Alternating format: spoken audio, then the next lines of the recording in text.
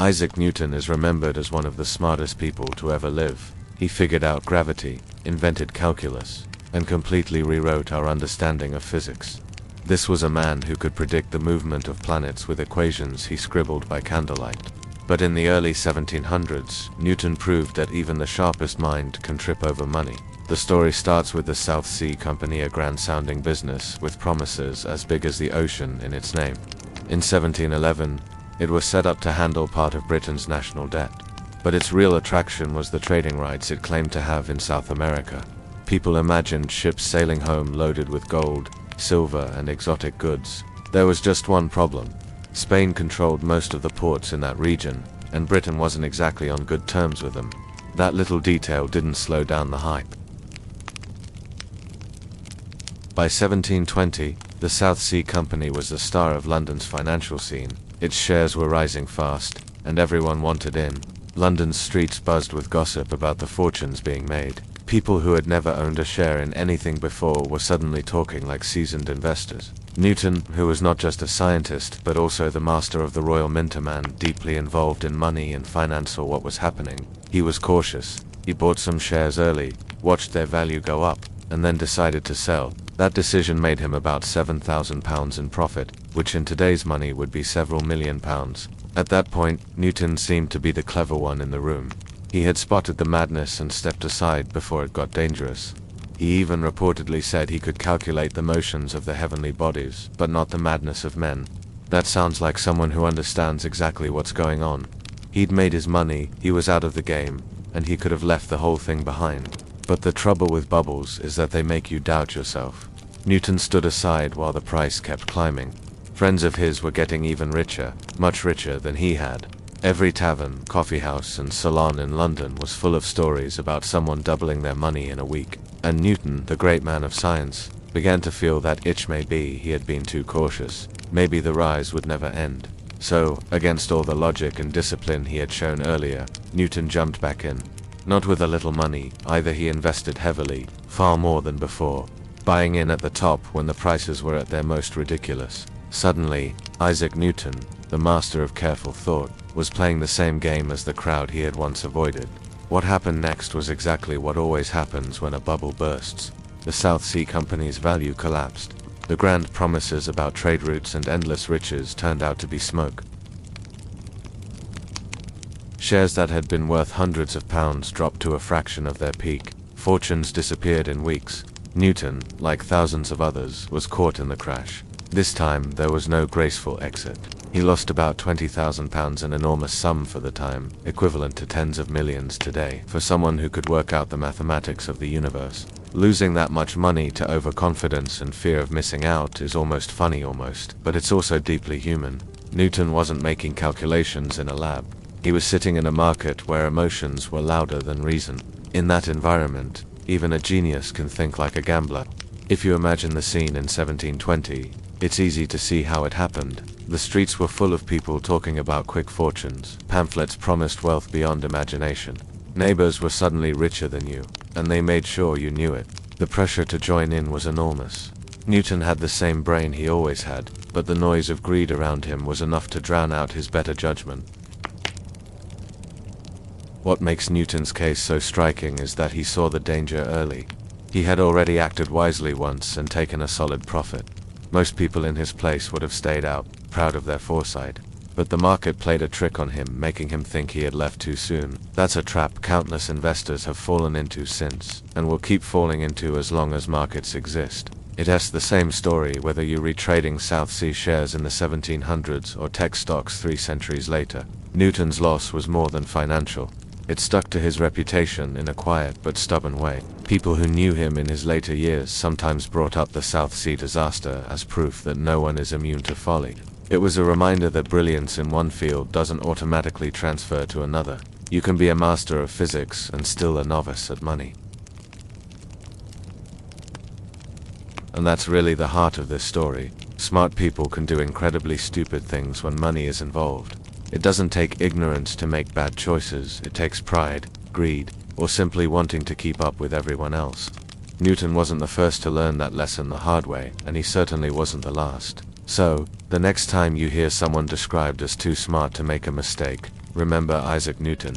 He could predict the motion of planets hundreds of years into the future, but he couldn't resist the pull of a hot stock tip in the present. It's a perfect example of how human nature levels the playing field. No matter how much genius you've got, the market can still make a fool of you. And if you enjoyed hearing about how one of the greatest minds in history lost a fortune because he couldn't ignore the crowd, then you're in the right place. Like and subscribe to Dumb Historian, where we bring you people doing the dumbest things.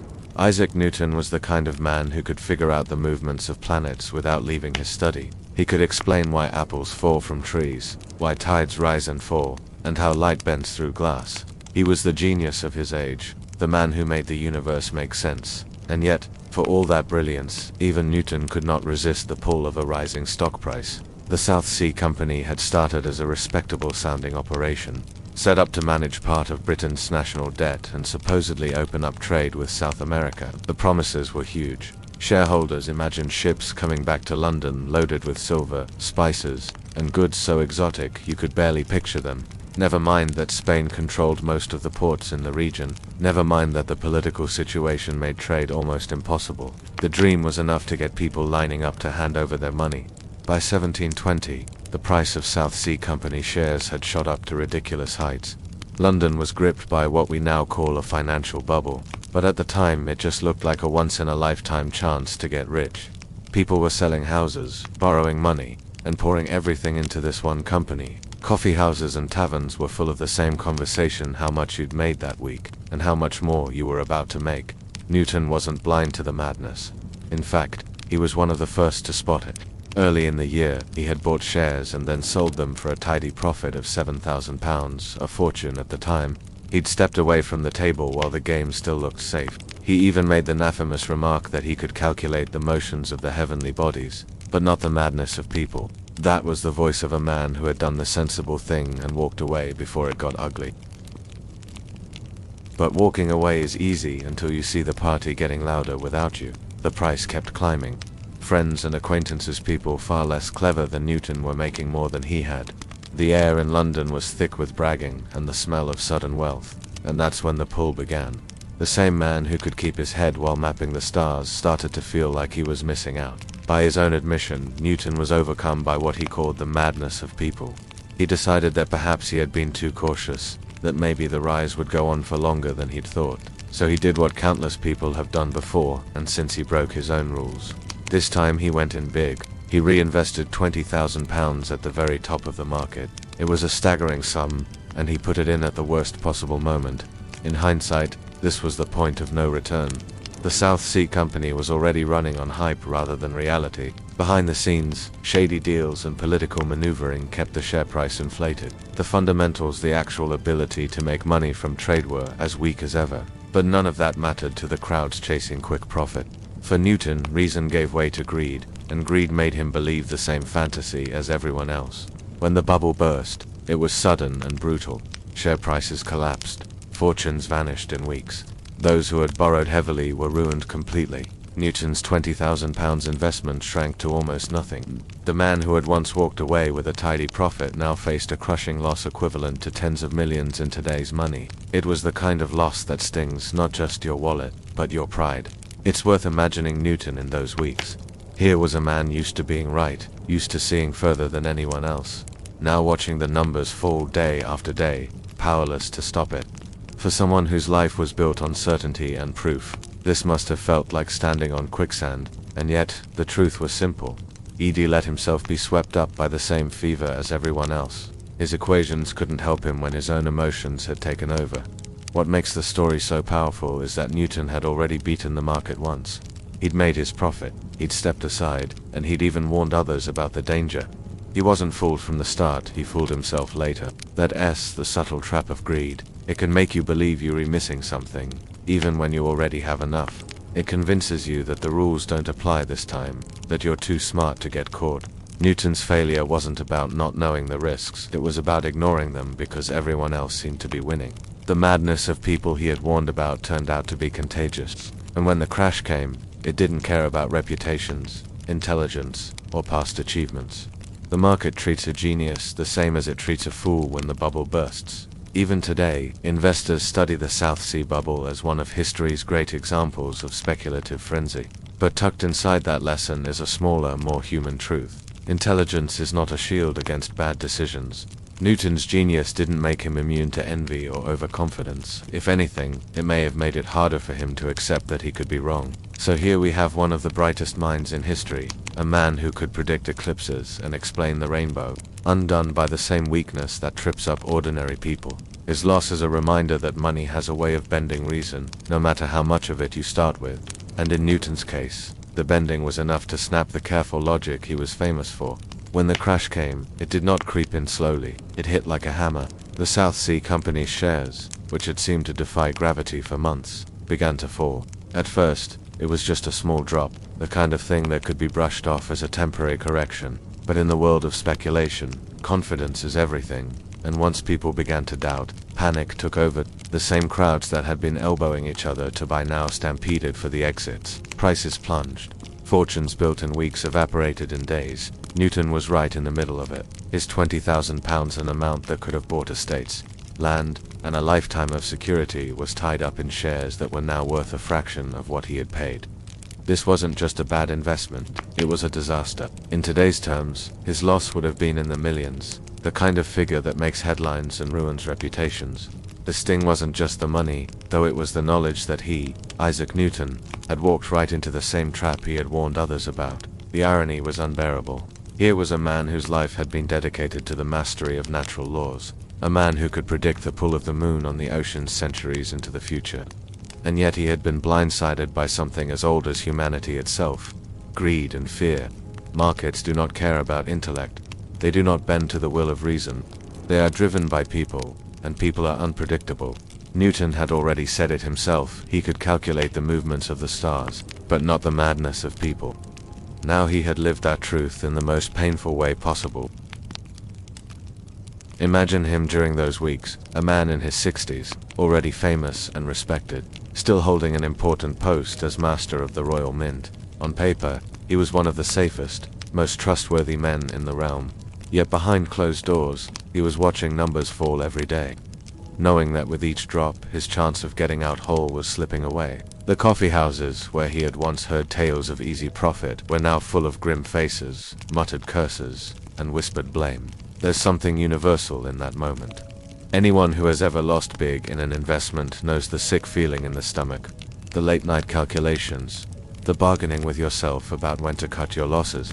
Newton must have gone through it all. Perhaps at first he told himself the price would recover, that it was just a passing storm. Then came the dawning realization that it would not recover, that the value had been an illusion from the start. The company's promises had been just that. Promises. The South Sea bubble was not just a financial collapse, it was a social one. Men who had strutted through London boasting of their winnings were now hiding from creditors. Families that had been planning a future of comfort found themselves ruined. Some fled the country, others ended up in debtor's prison. And Newton, for all his brilliance, was swept up with the rest of them. His loss was so severe that it became part of his legacy, alongside his discoveries in physics and mathematics. It is worth noting that Newton's downfall was not caused by ignorance. He understood risk better than most. He had already played the market once and come out ahead. His failure came from something deeper, something that intelligence alone cannot guard against. He had made the mistake of thinking he could step back into a game that had changed while he was away. He thought he could time the rise and the fall. But bubbles do not work that way. They feed on belief until belief runs out, and then they collapse without mercy. The famous quote about being unable to calculate the madness of people was not just a witty remark, it was born out of personal ruin. He had seen the madness up close, felt it in his own decisions, and paid for it dearly. He had learned that markets are made not of numbers and charts, but of human emotion, greed, fear, envy, hope. And those things cannot be solved with an equation, no matter how clever the mathematician. What makes the story so striking is that it puts Newton on the same level as everyone else. In the coffee houses of London during the crash, there was no separate table for geniuses. Everyone's shares were worth less than the paper they were printed on. The man who had explained gravity could not escape it in the financial sense. Everything he had invested came crashing back to earth. Even after the loss, Newton remained wealthy by the standards of the time thanks to his other holdings and his position at the mint. But the sting of losing so much of watching wealth vanish in the same way others had warned him it might never left him. For someone who had spent his life proving that the universe followed rules, the South Sea disaster must have been a bitter reminder that human behavior is the one force that refuses to be tamed. And that is why Newton's financial folly still gets told today. It's not just the story of a genius who made a bad bet. It's the story of how no one, no matter how smart, is immune to the pull of the crowd when the crowd is chasing gold. It's a warning that intelligence can make you see the risks but still fail to resist them. And it's a reminder that the madness of people is not just a problem to be observed. It's a danger that can sweep you away, even if your name is Isaac Newton. In the late 1800s, America was in the middle of an electrical revolution. Cities were beginning to light their streets, businesses were installing electric lamps, and the race was on to decide how electricity would be delivered to homes and factories. Thomas Edison was already a household name. He had given the world the phonograph, practical electric lighting, and the first power stations. In his mind, the question of how to deliver electricity wasn't a debate at all. His direct current DC was the future. It was safe, reliable, and most importantly, it was his. But a new challenger had arrived: alternating current, or AC.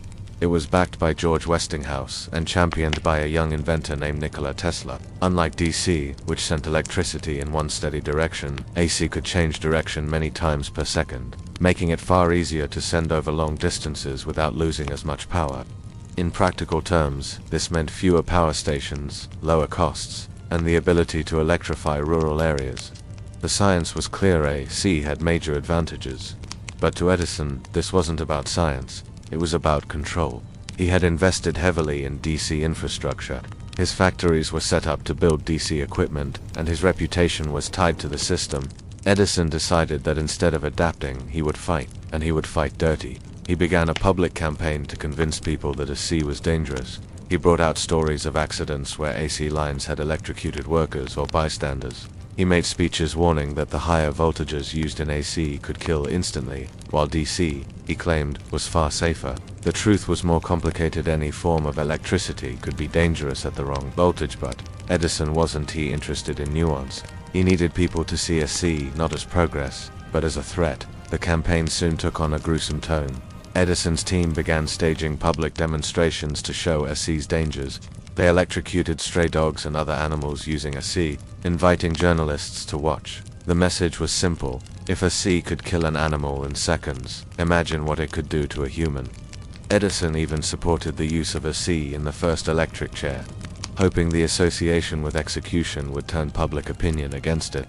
This was a man who had revolutionized the world with his inventions, now standing on stage using death as a marketing tool. What made this so strange was that Edison wasn't ignorant. He understood the principles behind AC, he knew it worked, and he knew why it was gaining ground. But he couldn't accept that a technology he hadn't invented, one that threatened his business, might be better suited for the future. The stubbornness that had made him a great inventor was now working against him. It's one thing to stand by your work, it's as another to try to hold back progress, because it doesn't have your name on it. The irony was that Edison's attacks didn't stop AC. In fact, they may have made more people aware of it. Westinghouse pushed forward, winning contracts to power cities and major events like the 1893 World's Fair in Chicago. AC lines began to stretch across the country, delivering electricity far beyond the reach of Edison's DC systems. By the early 1900s, AC had become the standard for electrical transmission, and DC faded into niche uses. Looking back, Edison's war against AC reads less like a calculated business strategy and more like an emotional standoff. It was as if he couldn't separate his identity from his invention. In his mind, accepting AC wasn't just losing a market hit, was admitting he had been wrong. For a man used to being the smartest person in the room, that was unthinkable. But in trying to defend his place in history, he ended up showing that even the most brilliant minds can make decisions that age poorly. Picture Edison in his laboratory during this time. He's surrounded by glowing light bulbs, humming generators, and a staff of skilled engineers. He has more resources than almost any inventor alive. He could have shifted his focus, adapted his systems to work with AC, and stayed on top of the electrical industry. Instead, he's planning the next public stunt to show how dangerous his competitor's technology is. It's a classic case of a man so focused on winning the battle that he loses sight of the war. The War of the Currents wasn't just a fight about wires and volts. It was a clash of egos, business empires, and visions for the future.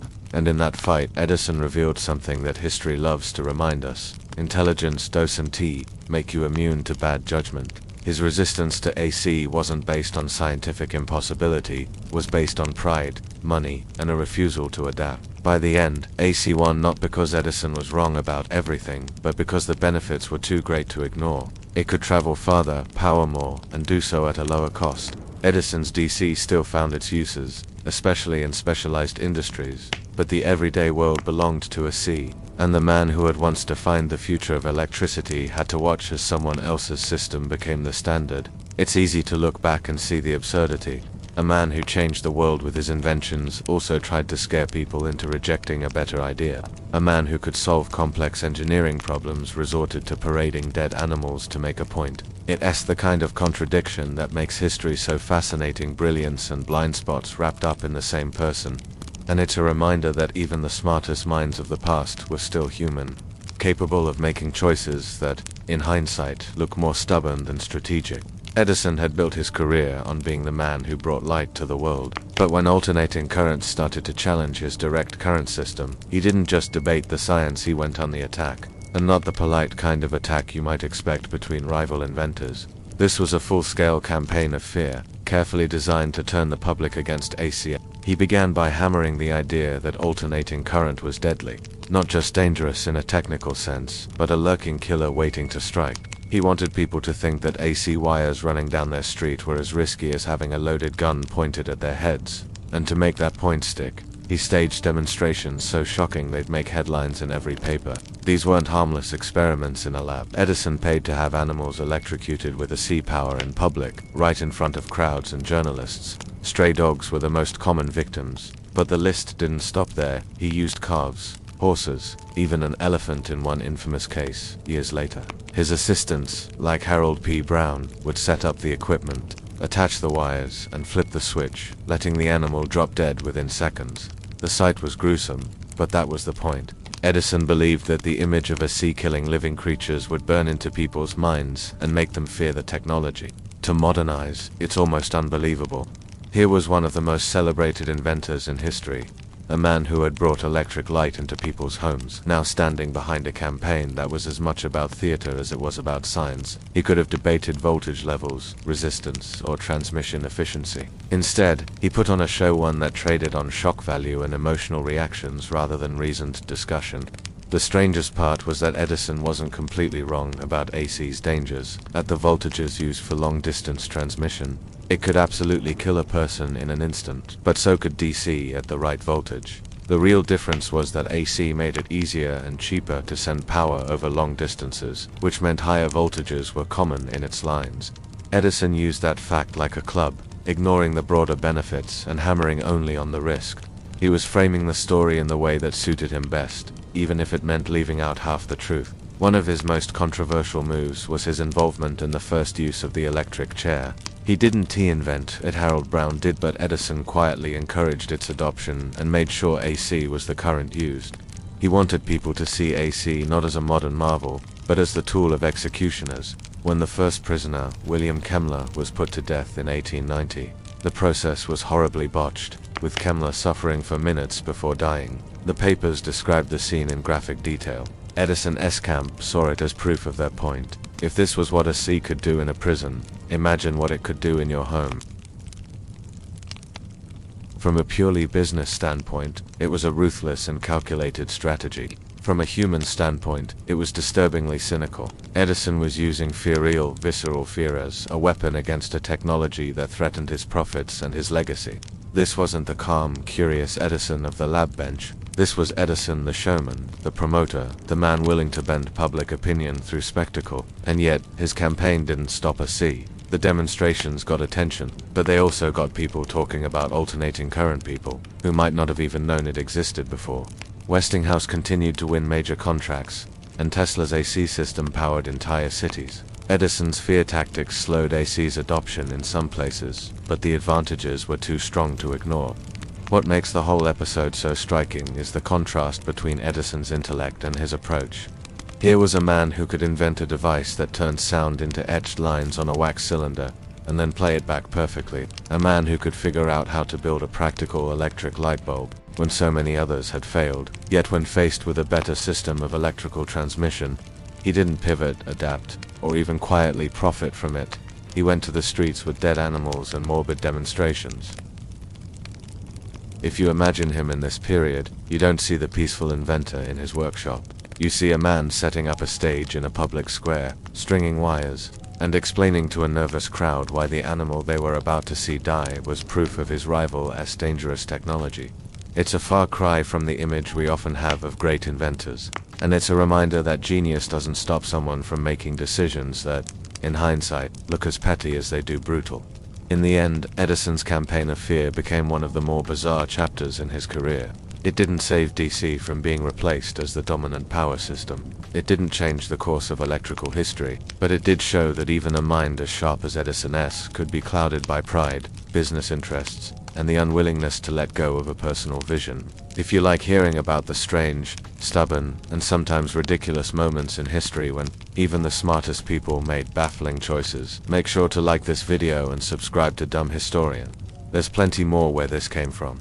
By the early 1890s, it was becoming impossible for Edison to ignore the truth. No matter how many demonstrations he staged, no matter how many headlines he generated, alternating current was winning. It wasn't because the public suddenly stopped fearing it. Many people still thought AC was dangerous, but because the engineers, the city planners, and the businessmen could see the numbers. AC could carry electricity over far greater distances with far less loss than DC. That meant fewer generating stations, lower costs, and more power to more people. It was simple math, and math doesn't care about marketing campaigns. Edison had built his empire on the promise of a city lit and powered by direct current. In his vision, generating stations would sit only a mile or so apart, each feeding the neighborhoods around them. That worked in the small, controlled areas where he first introduced electric lighting. But as cities grew and demand for electricity spread into suburbs and factories far from the urban core, DC's limits became painfully obvious. To expand his system, Edison would have needed an almost absurd number of generating plants, each one costly to build and maintain. Alternating current didn't have that problem. George Westinghouse and Nikola Tesla had shown that with transformers, AC could be sent at high voltage across dozens, even hundreds, of miles, and then stepped down for safe use in homes and businesses. This was the killer advantage. If a single AC power plant could serve an entire region, it would always beat a DC system that needed dozens of smaller stations just to cover the same ground. The turning point came in 1893, when Westinghouse won the contract to power the Chicago World's Fair. The event was a showcase for modern technology, and AC lit the entire thing. Millions of visitors walked through streets and exhibition halls glowing with electric light, all powered by a system Edison had spent years telling them was unsafe. The sight was spectacular and deeply humiliating for Edison's position. The fair wasn't just a technical triumph, it was a public relations coup for AC. Worse for Edison, Westinghouse soon secured another massive project, building the power system for Niagara Falls. This wasn't just a local lighting contract, it was the first large-scale hydroelectric plant designed to send electricity to an entire city, in this case Buffalo, New York, 20 miles away. DC couldn't even dream of doing that efficiently. When the plant went live in 1896 and Buffalo lit up, it was proof to the world that AC had won. By this point, Edison's own company had begun to move away from his beloved DC. In 1892, his firm merged with Thomson Houston to form General Electric, and the new management quickly adopted AC as the standard. It must have been a bitter pill for Edison to swallow.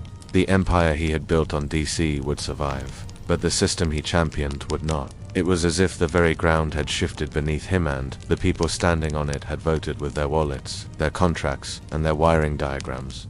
Or the years of fear-mongering, the gruesome public electrocutions, the electric chair publicity, they hadn't changed the outcome. AC's technical advantages were too big to ignore. Edison had tried to win the war by attacking perception, but perception only goes so far when engineers are looking at performance and cost.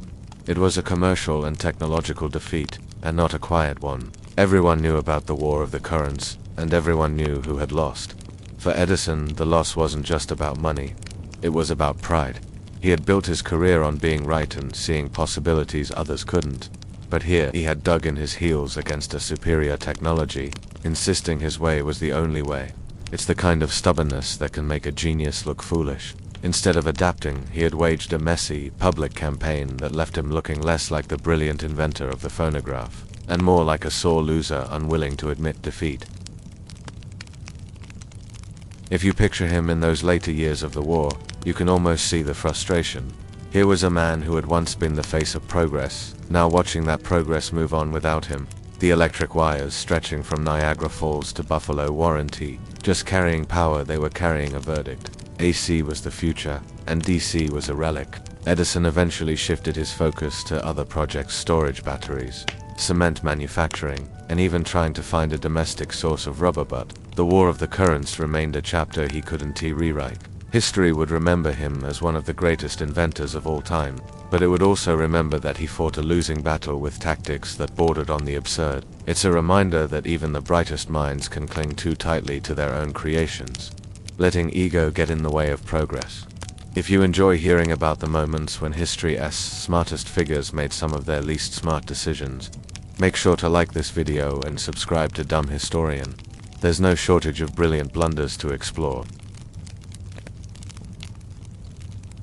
Nikola Tesla was the kind of mind you rarely see in a lifetime.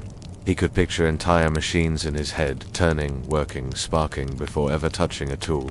His inventions didn't just tinker with existing technology, they reshaped it.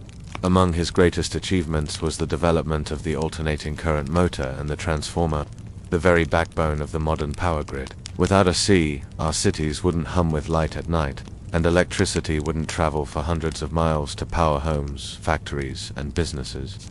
Tesla didn't just help build the future, he imagined it decades before it arrived. In the late 1880s, Tesla's ideas caught the attention of George Westinghouse, a man who understood the commercial power of AC. Together, they took on Thomas Edison in what became known as the War of the Currents. While Edison clung to his direct current system, Tesla's AC proved cheaper, more efficient, and able to power entire regions from a single source. The success was spectacular. AC lit the Chicago World Fair in 1893 and carried electricity from Niagara Falls to Buffalo in 1896, a feat DC couldn't match. Tesla had every reason to believe that, with Westinghouse's backing, his financial future would be as bright as his inventions. But here's where brilliance met a lack of business sense. Tesla had originally negotiated a contract with Westinghouse that promised him a royalty for every horsepower of electricity sold using his AC patents. On paper, this was a gold mine. As a C spread, the royalties could have made Tesla one of the wealthiest men in America. We're talking millions, possibly hundreds of millions in today's money. The problem was, Tesla didn't think like a businessman. He thought like an idealist. He wanted to see his ideas used everywhere, and he wasn't comfortable profiting in a way he thought might slow adoption. When Westinghouse's company ran into financial trouble in the early 1890s, bankers started circling. They told Westinghouse that unless he cut costs, including Tesla's lucrative royalty deal, the business might not survive. Westinghouse went to Tesla and explained the situation. In one of the most generous or, depending on your perspective, short-sighted moves in business history, Tesla tore up the contract. He forgave what could have been a lifetime fortune so that Westinghouse could keep pushing a C forward. Tesla may have believed there would always be more opportunities. He may have simply valued the technology's success over personal wealth. But the truth is, this single decision erased the chance for him to ever be truly financially secure.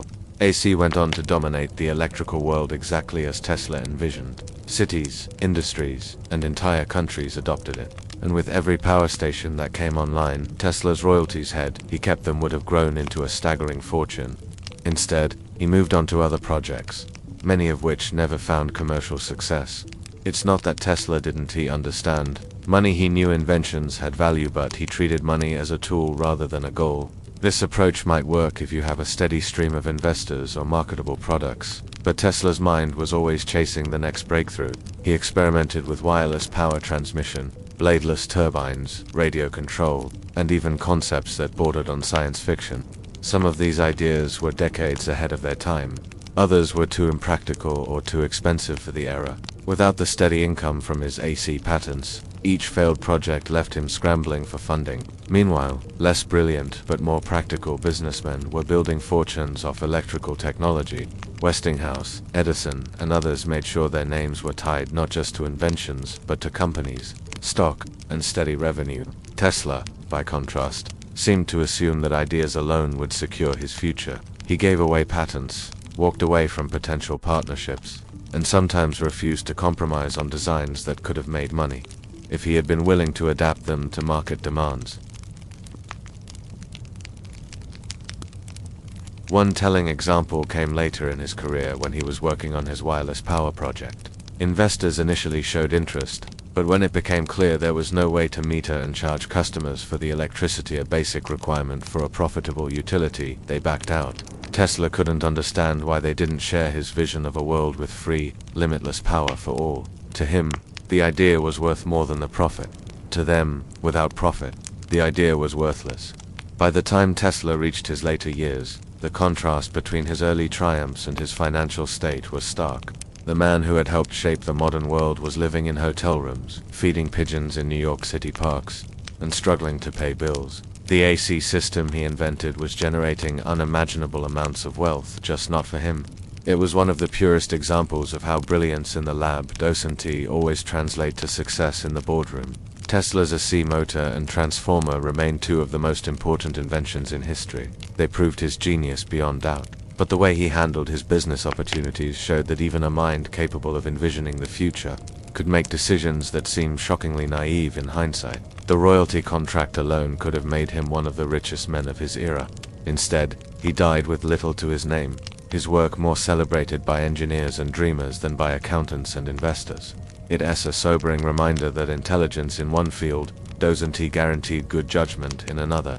Tesla could calculate the electromagnetic forces in a motor down to the last detail, but when it came to protecting his own financial interests, he seemed almost indifferent. That is part of what makes his story both inspiring and tragic, proof that even history's brightest minds were still human, still capable of making choices that, while noble, left them paying a steep price. Nikola Tesla had in his hands one of the most valuable pieces of intellectual property in the history of technology. His alternating current system, complete with his motor and transformer designs, was just an improvement on existing power systems. It was a revolution. It could move electricity over long distances without losing efficiency, opening the door for power plants to supply entire cities. That system was already starting to replace Thomas Edison's direct current networks, which could only serve small areas and required a power station every mile or so. In the late 19th century, this was nothing short of a technological earthquake. Tesla had partnered with George Westinghouse, a businessman with both the capital and the ambition to take AC nationwide. As part of their deal, Tesla was set to earn a royalty of $1 for every horsepower of electricity generated using his patents. $1 doesn't sound like much today, but in the 1890s, it was a small fortune.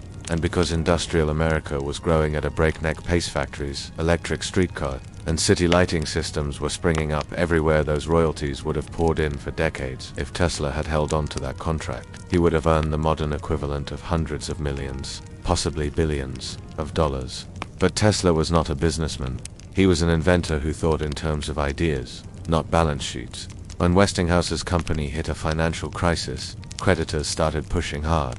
The bankers told Westinghouse they wanted to renegotiate or eliminate Tesla's royalty contract, claiming it was too expensive to keep paying him as AC scaled up. Westinghouse came to Tesla, explained the situation, and appealed to his sense of loyalty and vision.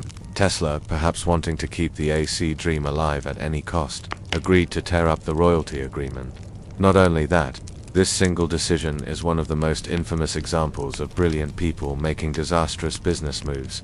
The AC system exploded in popularity. Westinghouse and other companies licensed and expanded it across the United States and beyond. Every time an industrial city electrified its streetlights, every time a factory switched to electric motors, every time power was transmitted over miles of cable, Tesla could have been collecting that $1 royalty. Instead, the profits flowed elsewhere, while Tesla moved on to his next set of inventions with a much smaller cushion of financial security. And Tesla didn't slow down on spending money when he had it. He poured his earnings into ever more ambitious experiments, many of which had no immediate commercial use.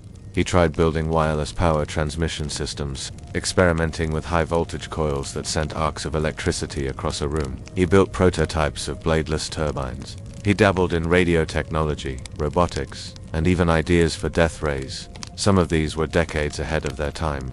Others were purely impractical. None of them came close to matching the commercial success of AC, without the steady income from royalties.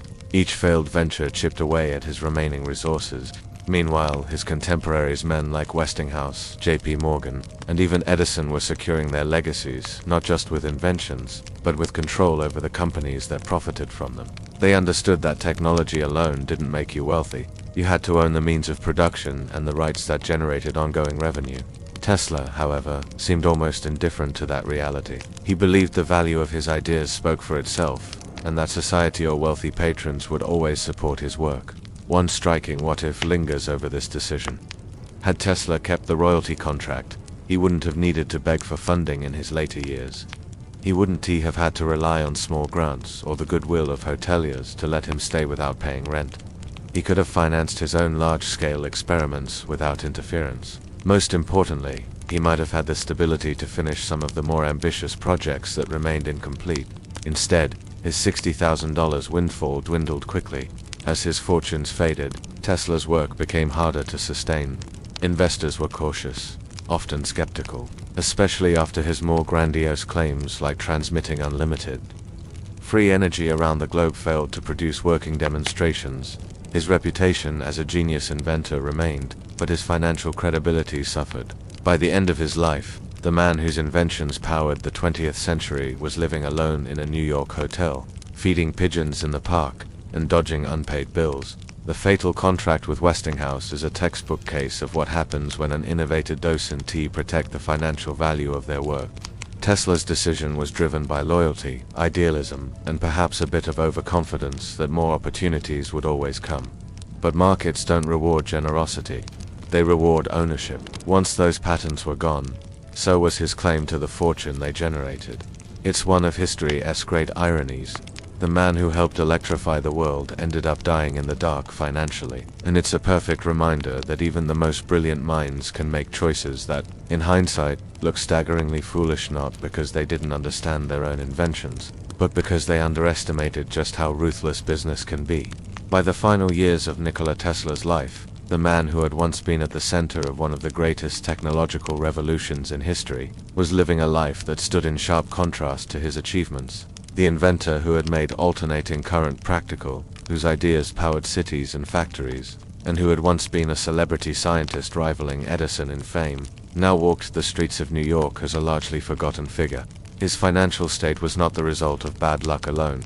It was the direct outcome of a lifetime of poor business decisions, an almost deliberate avoidance of commercial thinking, and a focus on experiments that captured his imagination rather than the market. Tesla's mind was always chasing the next great breakthrough. When most inventors would take the time to secure patents, negotiate royalties, and lock in financial stability, Tesla was already dismantling equipment to test the next wild idea. He could have lived in comfort on the income from his earlier successes, especially if he had kept his royalty agreement with George Westinghouse, but that was never his way. He saw himself as a man of science, not a man of business. Contracts, investments, and financial strategy bored him. He preferred to be in the lab, surrounded by coils, sparks, and strange machinery, pushing the boundaries of what seemed possible.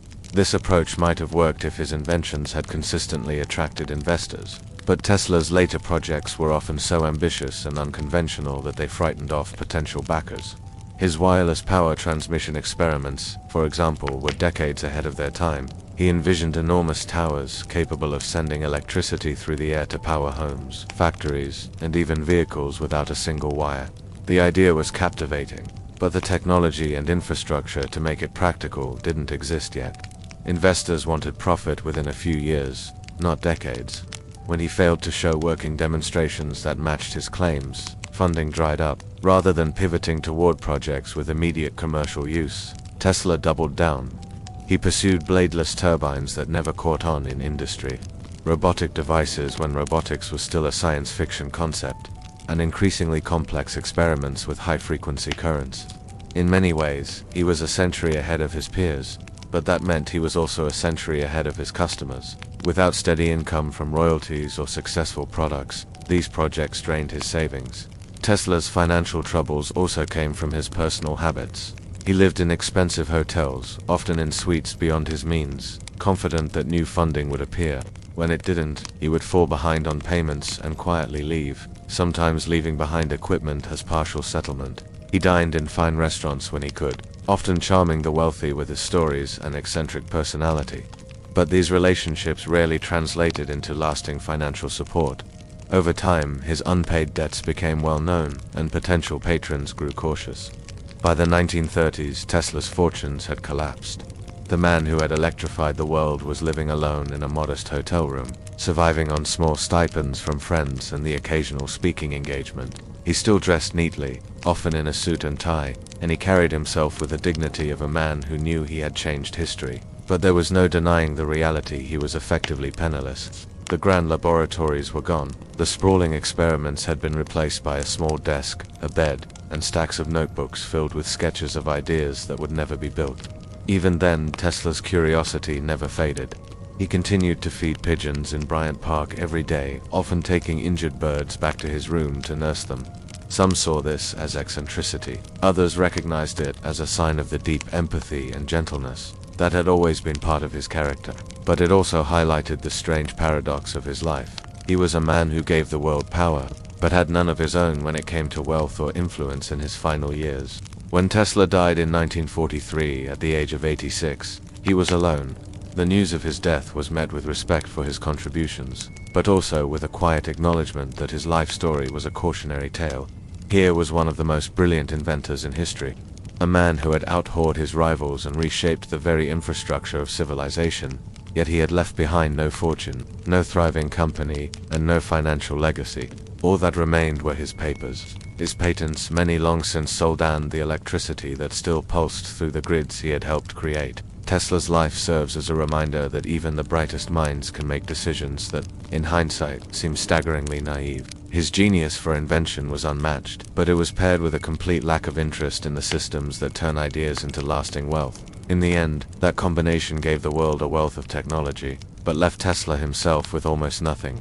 It is an irony as sharp as any in history. The man who lit up the modern age spent his last days in the shadows of financial ruin, not because his ideas failed, but because he never learned or never cared how to profit from them.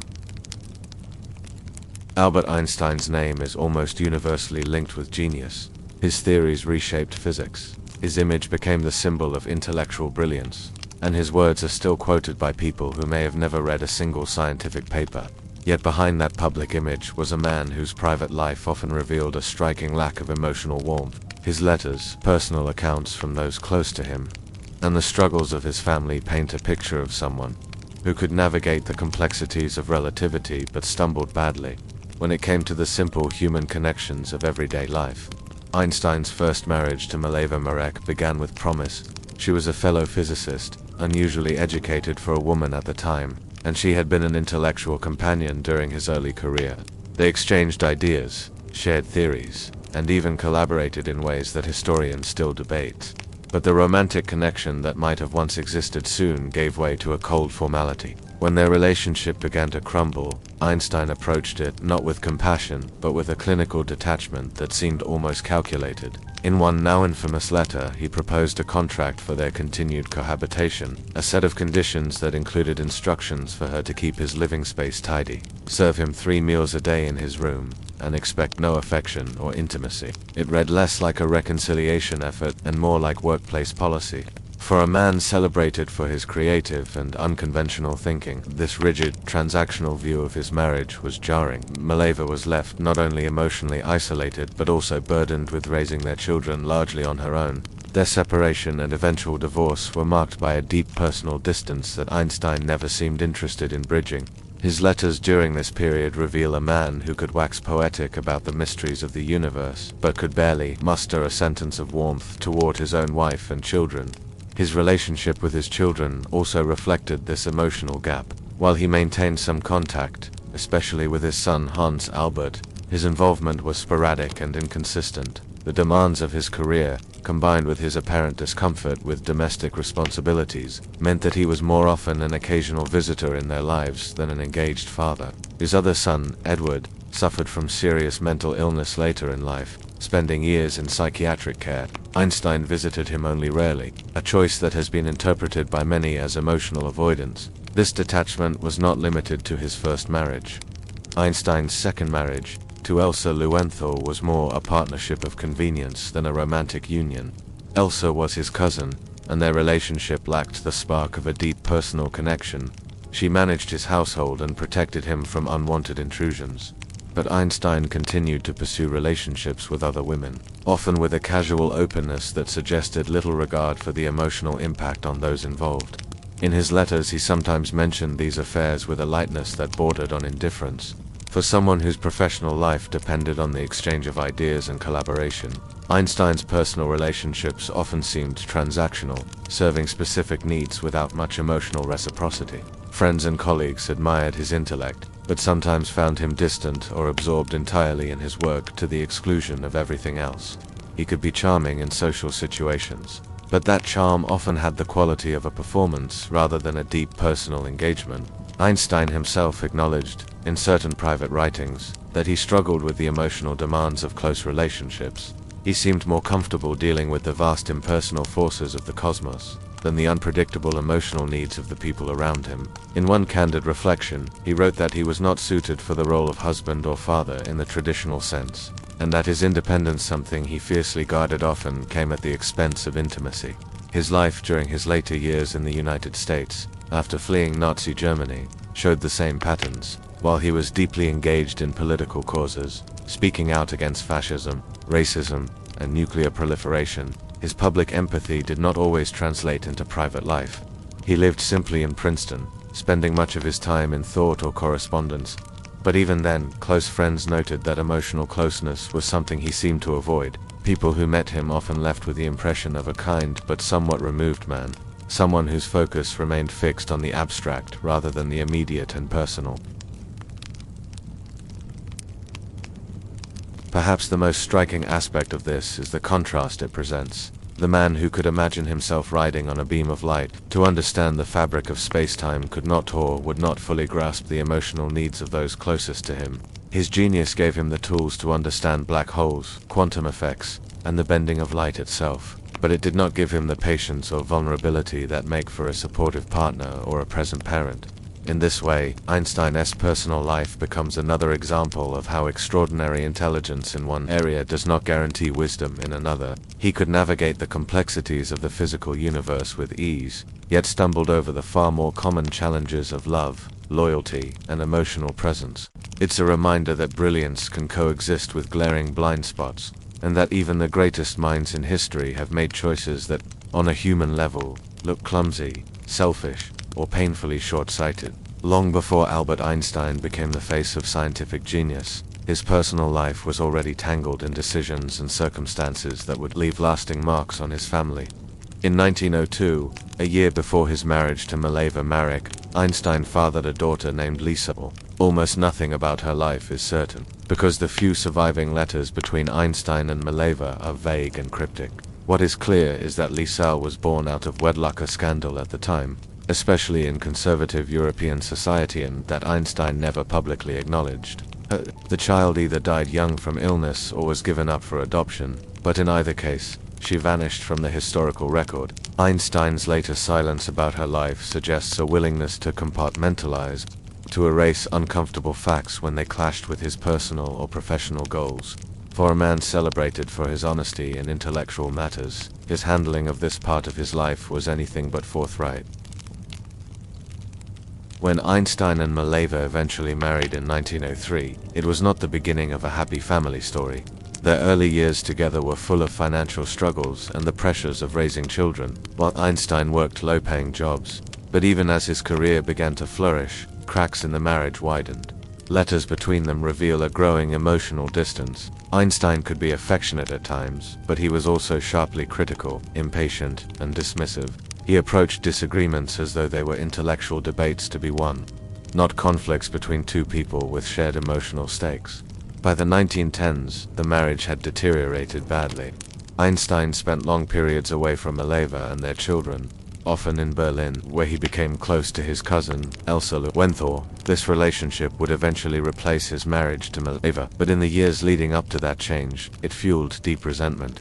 Mileva suspected, and rightly so, that Einstein was unfaithful. Friends and family knew about his closeness to Elsa, and Einstein himself, in private letters, made little attempt to hide his growing preference for her company. The bitterness reached its peak during a tense separation in 1914.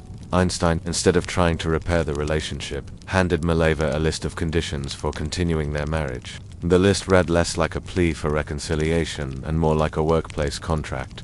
She was to serve him 3 meals a day in his room, keep the house tidy, avoid speaking to him unless spoken to, and expect no affection from him.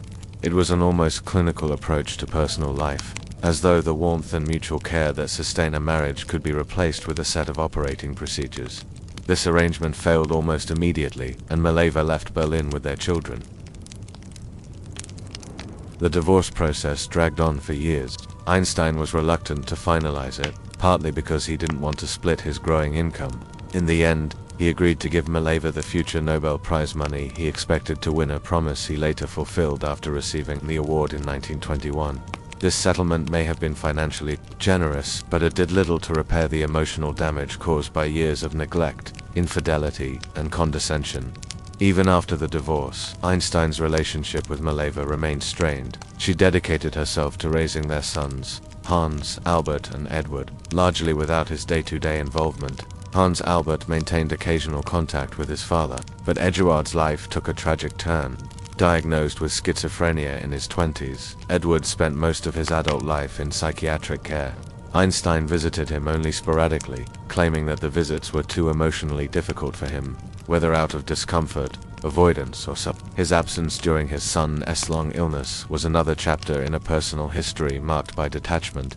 Einstein's marriage to Elsa, begun shortly after his divorce from Mileva, was not without its own complications. Elsa was more of a caretaker than a romantic partner, managing Einstein's household and protecting him from social demands he didn't enjoy. Yet Einstein's wandering eye did not stop with her. He engaged in relationships with other women, sometimes writing about them in ways that suggested casual indifference to the emotional consequences. While Elsa tolerated this behavior to some extent, it reinforced the impression that Einstein approached personal relationships as arrangements of convenience, rather than emotional bonds requiring loyalty and effort. The contrast between Einstein's professional brilliance and his personal missteps is stark. In his work, he championed truth, clarity, and the courage to challenge accepted ideas. In his private life, however, he often avoided uncomfortable truths, minimized his responsibilities, and acted in ways that prioritized his freedom over the well-being of those closest to him. He could be warm and engaging in public, but in intimate matters, his behavior frequently revealed a self-centeredness that even his closest allies found troubling. The case of Lee Searle is perhaps the most haunting example of this divide. While history may never reveal her full story, the fact that she was essentially erased from Einstein's life speaks volumes about his willingness to compartmentalize the inconvenient. It is a reminder that even the most celebrated figures can make decisions that, while understandable in the context of their time, still feel cold and morally questionable when seen through a human lens. In the end, Einstein's personal life mirrors a recurring truth about human nature. Intellectual brilliance does not automatically produce wisdom in matters of the heart. The same man who could imagine the curvature of space-time struggled and often failed to manage the simplest human connections without causing harm. This was not due to ignorance. It was the result of choices, some deliberate and some born from an inability or unwillingness to give the same attention to people that he gave to the universe itself. Einstein's relationship with his 2 sons, Hans, Albert, and Edward, was far from the ideal image of a warm, attentive father.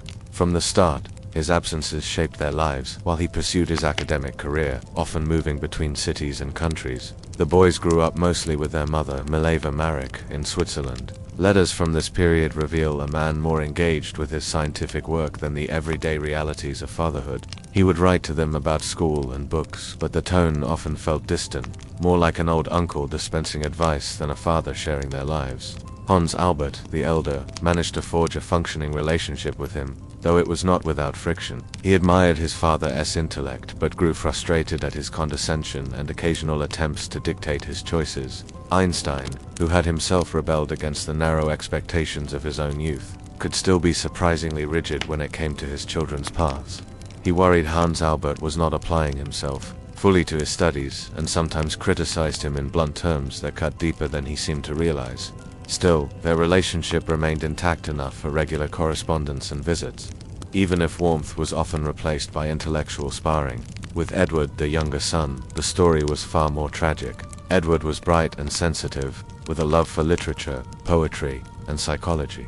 He showed signs of intellectual promise early on, but his interests were far from the hard sciences his father championed. Einstein initially praised his academic curiosity, but as Edward matured, he also began to notice his son's fragility. By his early 20s, Edward was diagnosed with schizophrenia, a condition that, in that era, was both poorly understood and heavily stigmatized. His mental health began to decline rapidly, leading to repeated hospitalizations.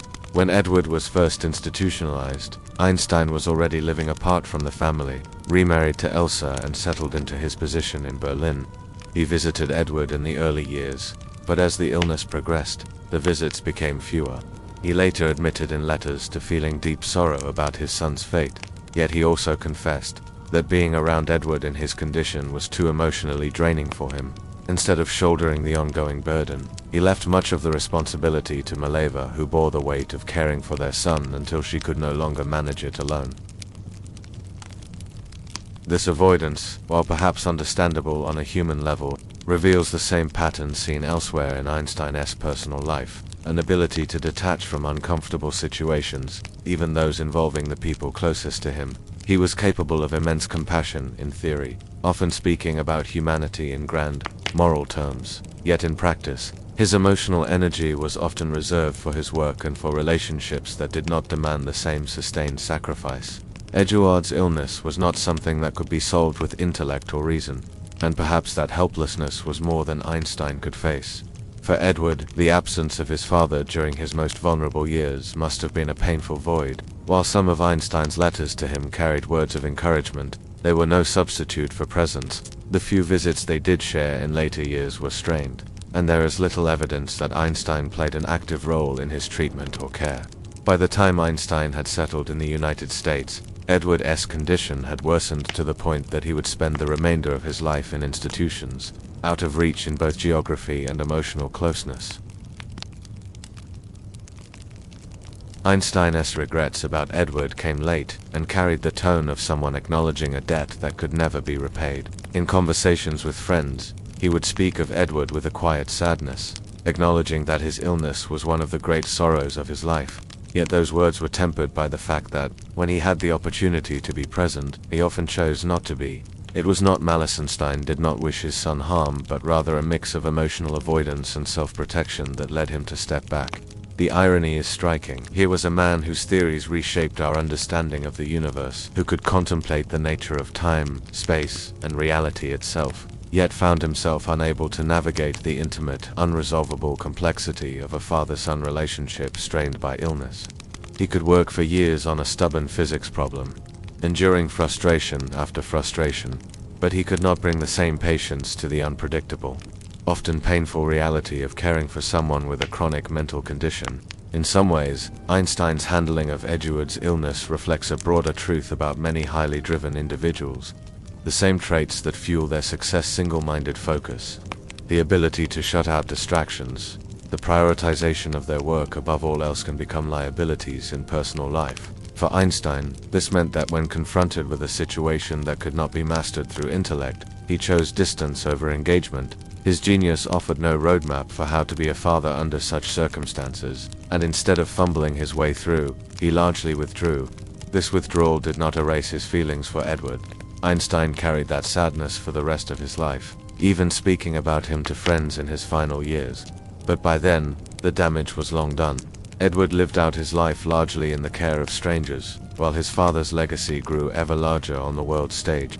It is a reminder that even those who change the course of history can fail in the most ordinary human roles, not because they are incapable, but because they choose, consciously or not. to turn away when the demands of the heart conflict with the demands of their own nature. Paul Frampton was not the kind of man you would expect to be taken in by an internet scam. A Harvard-educated physicist with a long career in particle theory, he had built a reputation as a sharp analytical thinker. He spent decades studying the tiniest building blocks of the universe, unraveling the mathematics of matter and energy. Yet, despite this razor-sharp intellect, he became entangled in a plot so absurd that it reads more like the plot of a bad made-for-TV movie than the life of a world-class scientist. It began online, where many modern mistakes are born. Frampton was in his late 60s at the time, recently divorced, and perhaps feeling the kind of loneliness that no number of academic accolades can fix.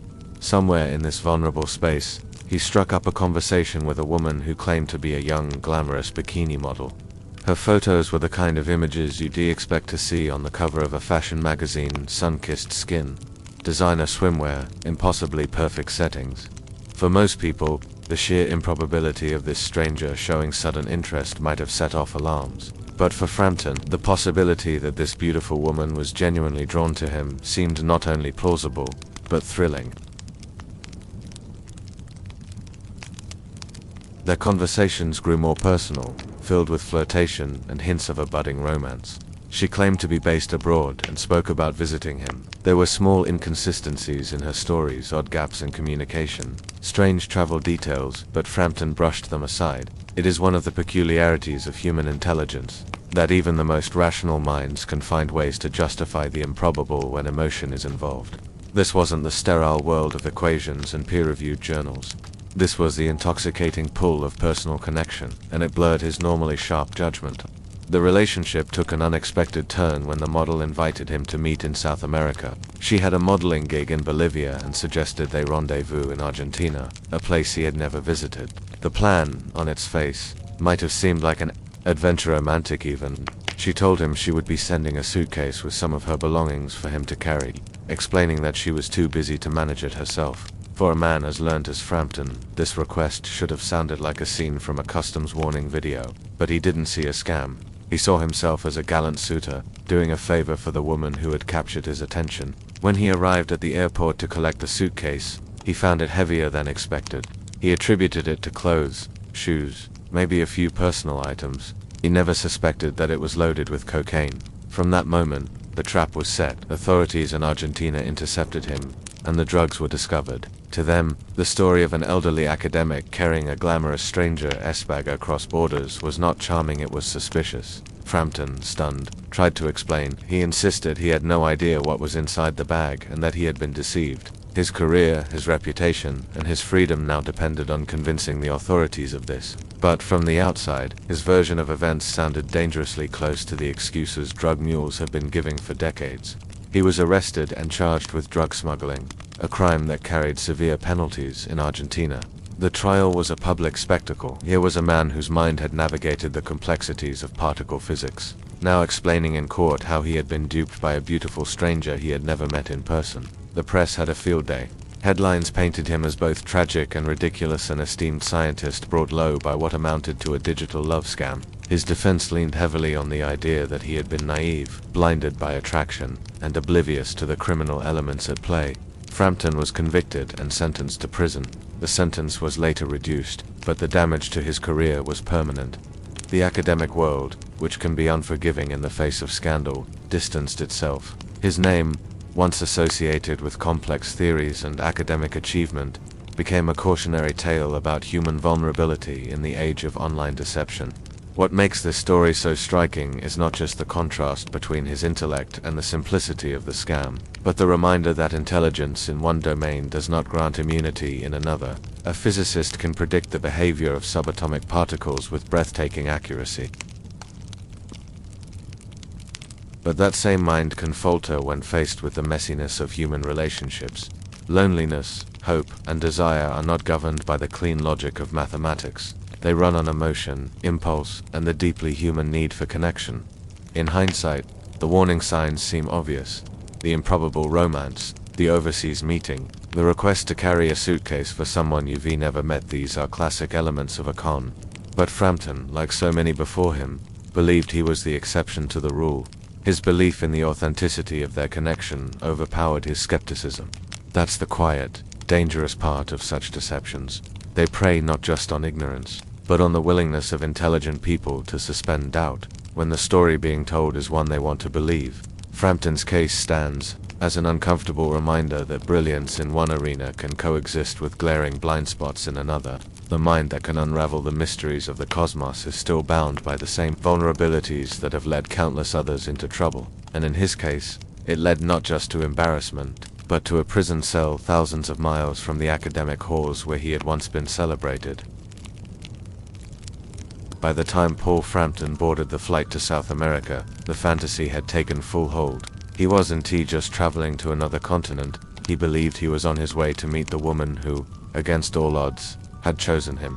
For a man who had spent decades in the abstract world of physics, where ideas and equations mattered far more than appearances or romance, this trip carried a different kind of weight. It was personal, exciting, and maybe just a little reckless. The woman, or rather the person pretending to be her, had arranged the details. She said she had work in Bolivia, but wanted to see him in Argentina. It was presented as a kind of romantic detour, a meeting in a city filled with possibilities. There was, however, one small request before they could meet. She claimed she needed him to help her with something important. She had a suitcase, she said, filled with valuable documents, contracts, papers, personal effects that she could not carry herself due to her hectic travel schedule. If he could just pick it up and bring it with him, it would save her a great deal of trouble. For most people, this might have triggered suspicion. The idea of taking a stranger's luggage through an international airport has all the hallmarks of trouble. But Frampton, caught up in the promise of the meeting, dismissed any concerns. This wasn't a stranger in his mind, it was someone he had been speaking to for weeks. Someone he believed was on the verge of becoming a major part of his life. In his head, the request was not only harmless, but also an opportunity to be useful and chivalrous. He collected the suitcase without fuss. It was heavier than he expected, but he told himself that paperwork could weigh more than people think legal files, perhaps even books. He had no reason, or at least no desire, to look inside. Curiosity was smothered by anticipation. Every step he took toward the airport gate was another step closer to the person he thought he would be embracing soon. But the romance was never real. The suitcase was not filled with papers, it was packed with cocaine. To the people who had orchestrated the scam, Frampton was just another Mueller courier too distracted by his own story to question the reality of what he was carrying. The trap was perfectly set. When he landed in Argentina, customs officials were waiting. They inspected the bag, and the truth became painfully clear. The drugs were not hidden in some subtle way. They were there in bulk, the kind of discovery that immediately shifts a traveler from passenger to suspect. The fantasy collapsed in an instant. Whatever hope or excitement had filled his mind was replaced by the cold reality of being accused of international drug smuggling. Frampton insisted he had no knowledge of what was in the suitcase. He told the authorities about the woman, about the messages, about the supposed meeting, but from their perspective, it was a story they had heard before. Drug enforcement officers don't build cases on good intentions, they build them on possession, on physical evidence, on the reality of kilograms of cocaine inside a suitcase with your name attached to it. The physicist's training had prepared him to defend theories with logic and data, but in this situation, logic was powerless. The fact that he was a respected academic did not matter in the customs interrogation room. His belief that he had been helping someone he cared for did not erase the fact that the law viewed him as a smuggler. The scandal that followed was brutal. The media latched onto the story because it seemed so unbelievable. A Harvard-trained scientist, a mind capable of navigating the mathematics of the universe, duped by an internet stranger into carrying drugs across a border. The details had a tragicomic quality, the kind of story people would shake their heads at, wondering how someone so intelligent could be so careless. His trial drew attention not only because of the charges, but because of the sheer absurdity of the situation. He described himself as a victim, a man tricked by a scam so elaborate it preyed on his loneliness. Yet, even in the best light, his decisions looked reckless. Accepting a request to transport a stranger's suitcase across continents was the kind of action most people would consider obviously dangerous, but Frampton's emotional investment had blinded him to that. He was convicted and sentenced to prison in Argentina. For a man who had spent most of his life in academic freedom traveling to conferences, publishing papers, and debating theories with peers, life behind bars was another world entirely. His intellectual achievements offered no protection there. What made the story sting even more was the contrast between his brilliance in physics and his failure in basic judgment. This was not a complex trap that required decoding. It was a simple con wrapped in flattery and romance. His downfall was not due to a lack of intelligence, but to a misplacement of trust, a suspension of critical thinking at exactly the wrong time.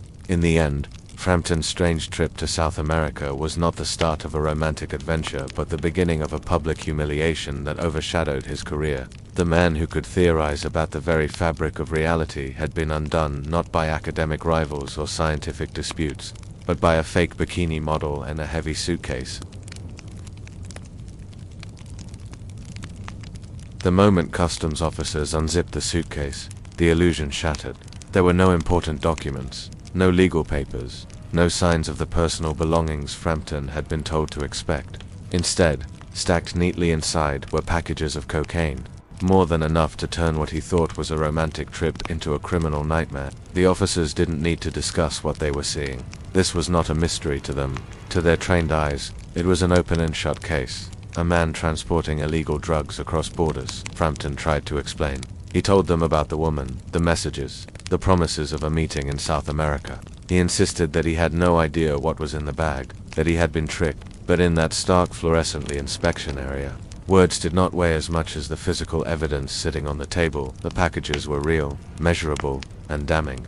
Every gram of cocaine spoke louder than his protests. For the authorities, his story sounded like a familiar script. Drug enforcement agencies had heard it countless times before. People claiming ignorance, insisting they thought the bag contained something harmless, pleading that they were just doing a favor for someone. The problem was that the law didn't operate on trust or sympathy. It operated on proof, and the proof was sitting right there. He was arrested on the spot. Handcuffs replaced the excitement he had felt boarding the plane. His mind, which could juggle complex equations about the fundamental nature of the universe, now spun in panic and disbelief. The situation was too absurd to be real, yet it was. The irony was almost unbearable. A man trained to question assumptions and seek hard evidence had ignored the most basic of both when it came to his own actions. The legal process moved swiftly, at least from the perspective of someone unprepared for it. He was charged with drug trafficking, a crime carrying severe penalties in Argentina. His reputation, once tied to his work in theoretical physics, was now tied to headlines that cast him as a disgraced academic turned drug mule. The media latched onto the story with a mix of fascination and ridicule. The narrative was irresistible. A Harvard-trained physicist, a respected scholar in his field, brought down not by academic scandal or professional rivalry, but by a fake bikini model and a suitcase of cocaine. For someone who had lived in the world of academic prestige, the courtroom was alien territory. Here, degrees meant nothing. Published research did not outweigh the evidence. His testimony about being duped might have been sincere, but sincerity was not enough to erase the reality of the crime. The cocaine in his possession was undeniable, and no amount of intellectual achievement could soften its impact in the eyes of the court. The trial revealed just how easily even the most educated people can fall victim to manipulation. The prosecution painted him as a willing participant, someone who either knew or should have known exactly what he was carrying. The defense argued that he was the victim of an elaborate scam, but the burden of proof in such cases is nearly impossible to meet. When all the dust settled, the outcome was grim. Frampton was found guilty and sentenced to prison. Life behind bars was a brutal shift. The routines of a physicist's lectures, conferences, research were replaced by the routines of a prison inmate. The freedom to explore complex ideas was replaced by the reality of confinement, noise, and survival in an environment that rewarded neither curiosity nor intellect. There was no prestige here, no respect for academic titles. He was just another prisoner, known more for his mistake than for his mind. The consequences stretched far beyond his physical imprisonment. His career in academia was effectively over. Universities and research institutions do not rush to hire convicted drug traffickers, no matter the backstory. Invitations to speak at conferences vanished. Collaborations evaporated. Colleagues who had once viewed him as a peer now kept their distance, unwilling to be associated with the scandal. Years of work, publications, and contributions to science were overshadowed by a single, catastrophic lapse in judgment. The most bitter part of the story was how avoidable it had been. This wasn't a complex legal trap or a subtle professional rivalry. It was a straightforward scam that relied on flattery, loneliness, and a willingness to overlook the obvious. The warning signs had been there all along. The secrecy, the unusual request to carry a bag for someone he had never met in person, the too perfect romance. Anyone who stopped to examine the situation with a clear head could have seen the danger, but Frampton didn't stop. He let the fantasy carry him past every caution and into a situation that would destroy the life he had built. It was a stark example of how intelligence in one field does not guarantee sound judgment in another. You can understand the building blocks of the universe and still fail to recognize the basic patterns of a con. His imprisonment became not just a personal tragedy but a public lesson and example people cited when talking about the dangers of online deception. The fact that it happened to someone of his intellectual caliber made it all the more striking. If a man who could debate the nature of reality could be fooled this badly, then no one was immune to being played for a fool. When the cell door closed each night, there was no escaping the irony. Paul Frampton had spent his life chasing truths hidden deep in the fabric of the cosmos. Yet he had been undone by a lie so shallow it could fit in a few online messages. The cocaine in the suitcase was the final proof not of his guilt in the criminal sense he still denied, but of the human capacity for error, even among the most brilliant minds.